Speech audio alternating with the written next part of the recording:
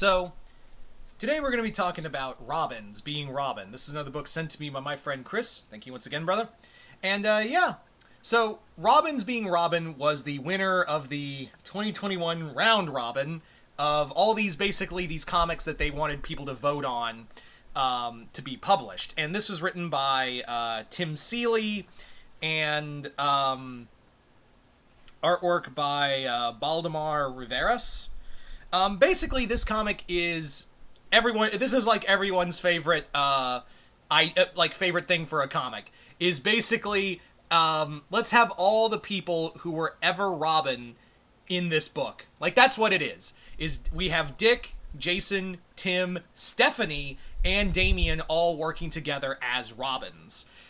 Basically, it starts off with the group after beating a anarchy cult. The group is just kind of hanging out at Dick's apartment, which it's always fun because he's like, we never get to do this. We're all the children of Batman, and Dick is like, I love these moments. Like, some of my favorite Batman moments are the Batman family moments where, and that's one of the reasons why, even though Gotham Knights is not a good game, story-wise, it's just fun to see. Like, people love seeing, the only thing missing is Barbara, but again, this is like Robin's only. So, it's fun to see, like, the Bat family act like a family. Those are my favorite moments. One of my favorite moments from, like, Chip Zdarsky's Batman run so far, I haven't read all of it. I've only read the 2 volumes, but one of my favorite moments is just Bruce being told breakfast is ready, and the whole family is there, just making breakfast, and Jason's there like, they told me they were going to kill the Joker finally, bastards. But yeah. But the story is that there is someone else named Jenny Wren who claims to be the very first Robin, the proto-Robin, and Batman, of course, is freaking out because he's like, no, you can't do this. This is not, none of you could do this, stay away. And Dick's like, okay, we will totally not do that. Absolutely, we will follow your wishes, Batman. Totally. Dad, we will not interfere with this. Get the car. Yeah, we're totally good with this. We will totally follow your instructions because you're Batman and we're all Robins. Get the car running. We are all absolutely indebted to you. Have you started the car yet? I'll stop. Yeah. So it's really fun. The best part of this book is seeing all of the characters working together. It's really fun to see all of them, because they all have their own different personalities. They all have their own different thought process on things, and like, that's the big part of this book. That's what really carries this, is seeing the family act like a family and see how they use all of their skills together. And it's also nice to see someone acknowledge Stephanie Brown's tenure, however short, is Robin. That was really fun. That's really good. Anytime you give Stephanie Brown, although keep in mind, Cassandra Cain's my Batgirl. But it's always fun to give Stephanie, Stephanie's always feels like the black sheep right up there with Huntress in the Bat family, and no one gives a shit about Blue Jay. Y'all remember that character from Scott Snyder's Batman when he tried so hard to make her a Robin?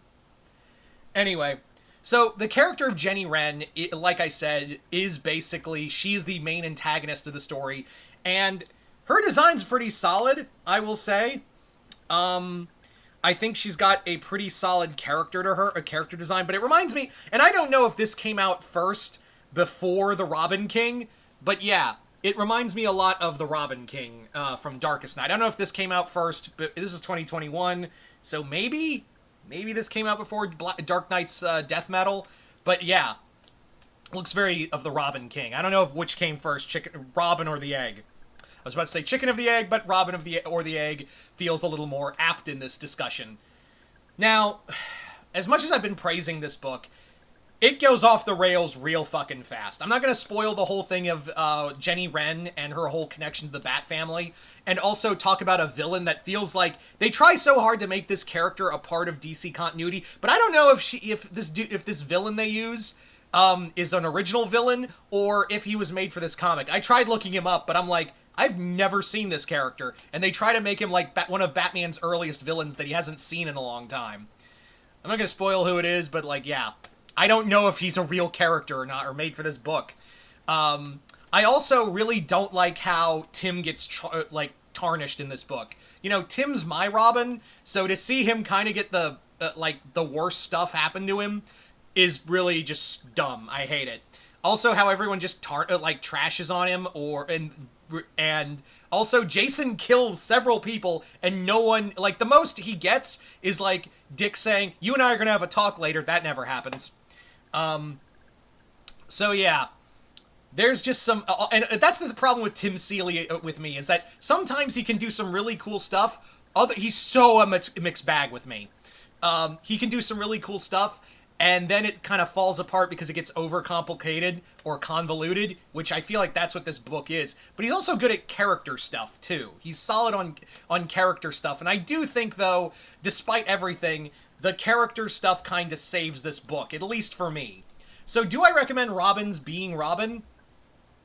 Yeah, I kind of do. I mean, the story's kind of overly complicated, but I think the main draw that's going to keep everyone here is the Robin family. You know, I think that's what really carries this book. Even though Batman does feel like reset Batman and everything else, this kind of is a solid miniseries that focuses on the Robins being who they are.